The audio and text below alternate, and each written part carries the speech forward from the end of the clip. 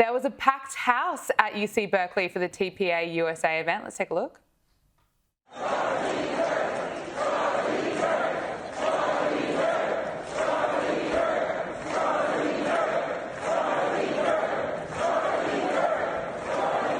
Yeah, we love to see it. Still so much love for Charlie Kirk.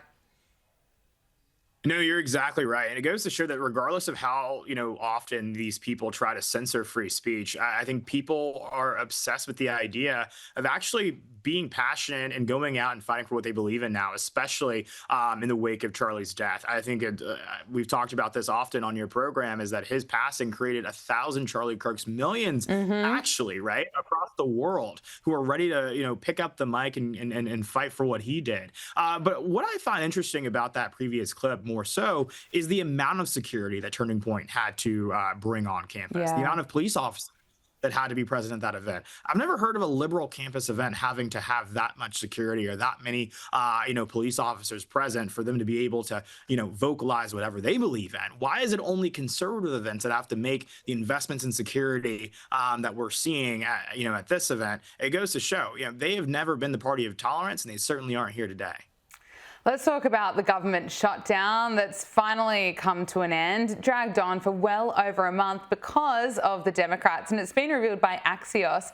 A group of moderates told Schumer they were ready to vote to reopen the government, but Schumer said no. He said, no, hold out until at least the beginning of November. He was privately fighting to keep the shutdown going. And look at how CNN is reporting just Schumer's popularity. He is the least popular Senate leader ever. What about Democrats nationwide feeling about Chuck Schumer? I think the word of the day is terrible, terrible, terrible, terrible. To quote another Charles Barkley when it comes to Chuck Schumer, look at this. Least popular Dem Senate leader ever. I looked at all of the polls going all the way back since 1985. The one who has the lowest rating among Democrats is, in fact, Chuck Schumer. Look at this. He's underwater with Democrats. CJ, he's been exposed here. Absolutely exposed. And I think the reason he was probably privately fighting to continue the shutdown is because he was scared of mommy. And mommy in this case is Alexandria Ocasio-Cortez. And he was worried that if he caved and if he made a deal, that he is going to have to deal with a primary challenge, and she will be the end of his political career as he knows it. And so it's a shame to see them playing such partisan politics with people's livelihoods. It's Veterans Day here in the States, and it's so crazy to me to see so many of these folks tweeting Happy Veterans Day when their political gamemanship is why so many of our brave men and women in this country who wear our country's uniform were not receiving their paychecks, right? So you want to say that you support our men and women in uniform, but you didn't support them getting paid because you wanted to fight for illegal aliens to have health care? Yeah, no, you can sell that, BS narrative to someone else because the American people aren't buying it. 100%. And then you saw some Democrats upset that the government shutdown was coming to an end. Look at this. Tonight, 8 Democrats voted with the Republicans to allow them to go forward on this continuing resolution. And to my mind, this was a very, very bad vote. And CJ, Democrat John Fetterman has rightfully blamed his party for the shutdown. He wrote on X, after 40 days as a consistent voice against shutting our government down, I voted yes for the 15th time to reopen. I'm sorry to our military, SNAP recipients, Gov workers and Capitol Police who haven't been paid in weeks. It should have never come to this. This was a failure. Now, CJ, I think if the Dems want to win people back, they should be acting a bit more like Fetterman. I think so, but I think Fetterman's acting like a Republican, so that might prompt a little bit of an identity crisis for a lot of them. Right? I think that the Senator Fetterman needs to stop playing footsie with the Republican Party and just come on over. You are in the political wilderness of your own political party. They've basically excommunicated him for having common sense, which apparently is a crime in that party. And I think that, over the course of the past few weeks, the guy's been speaking truth to power. It absolutely is insane, again, to see them playing political gamesmanship, political games with people's livelihoods, their ability to provide for their families, put food on the table, closing their children's back. Democrats cared more about putting the interests of illegals first than they did about hardworking, everyday Americans. So I think Fetterman's absolutely right to call out his own party, but I think he's got to put his money where his mouth is and maybe make a change if that's how he's really feeling. Well, President Donald Trump did not hold back when he spoke about Schumer and the Democrats. thought he could break the Republicans, and the Republicans broke him. But he did think that we have good policy, they have bad policy. And there's something, I don't know if it's Trump derangement or are they just crazed. They're like crazed lunatics. But, we have just great policy. We have good people. They have some good people, too. I know a lot of Democrats. They're not all crazy. They're not all. But you have some that are absolutely terrible. I look at this Crockett. This is a very low IQ person. And I look at somebody that comes from Somalia where they don't have anything. They don't have police. They don't have military. They don't have anything. All they have is crime. And she comes in and tells us how to run our country. The Constitution says this, the Constitution. The whole thing is crazy. I feel badly because I've known Chuck Schumer. I knew him when he was a person who loved Israel, and now he's a Palestinian. He's become a Palestinian. And it's amazing. I've never seen a politician change so much. Also, he doesn't have, he was a pretty talented guy. He's lost his talent. He doesn't hold back, does he, CJ? He doesn't at all. I think he did not mince any words, but I think he was completely right on the money. Chuck Schumer did think he could break us, but we broke him. And this may very well be the end of his tenure as the U.S. Senate minority leader. It seems as if Democrats are ready to move past him and turn the page. And it's a shame. It's a shame because it goes to show just how it doesn't matter how moderate you try to be or how, far left you try to be. You just can't be far left enough for some of these people that are in the base of their party here today. They want you to burn it all down. They want to destroy the institutions. Everything that they accused President Trump of wanting to do, they are actively attempting to do. Every single accusation from them is a confession. And so I think that that's exactly why Chuck Schumer's fell out of favor with this party. Is exactly why you see them, hoisting up people like Jasmine Crockett as the face of their party, because she is now the face of their party. Mom Donnie is the face of their party now. That's the they chose, and that future will be their undoing. But you know what they say, when your enemy's in the middle of making a mistake, let them, and I'm proud to do it. Just finally on Donald Trump, he's revealed his healthcare plan during that Fox News interview, saying, call it whatever you want, anything but Obamacare. And of course, the key difference is that he wants to pay subsidies directly to consumers instead of insurers. Well, I watched Obama from when this thing came about. As you know, I opposed it very strongly. Unfortunately, we had a couple of negative votes, which should never have happened. But I said it's going to be a disaster, and I was exactly right. The premiums have gone up like rocket ships, and I'm not just talking about recently. I'm talking about for years they've been going up. And he said premiums will go down. Everything will be wonderful. It's horrible health insurance at a very high price.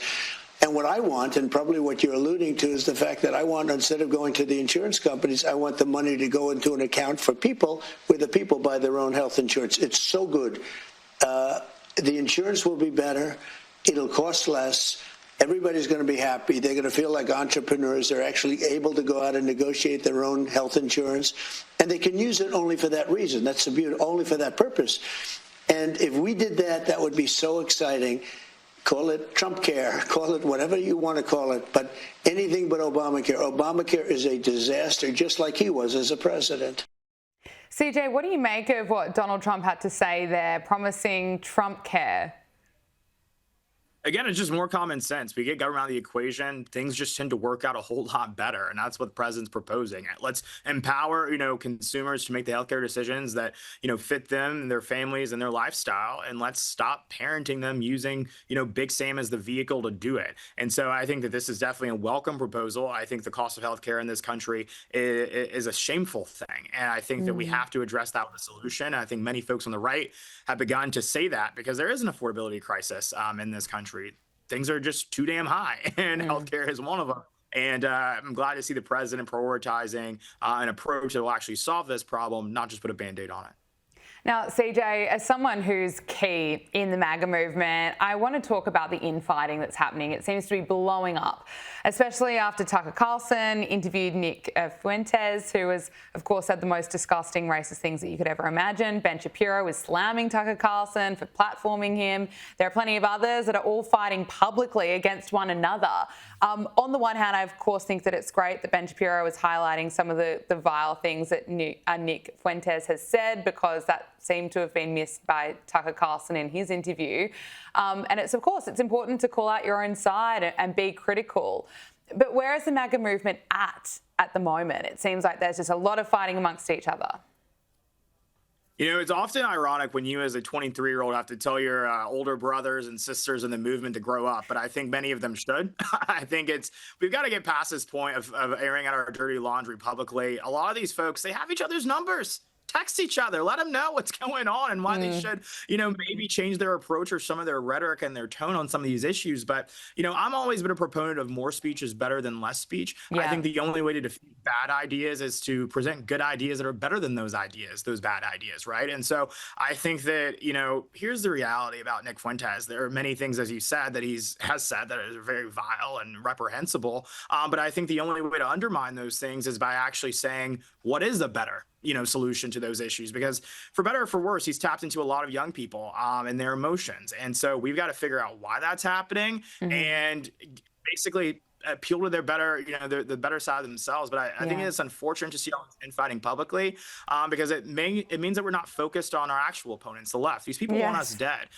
As we covered, earlier in this segment, these people are actively, mocking the death of Charlie Kirk, firebombing, pipe bombing Republican conservative events. Why aren't we talking about that? Why are we not aiming all of our fire at them? And so that's my concern with this. I'm saying condemn bad people, condemn bad ideas, do that if you please, but let us not lose sight of the actual enemy in all of this and what they want to do to this country. Yeah, I couldn't agree with you more. Just finally, actor Billy Thornton is calling out celebrities who bring politics to award shows. He made these comments on the Joe Rogan podcast, who also slams celebrities that want to talk about politics when they're accepting an award.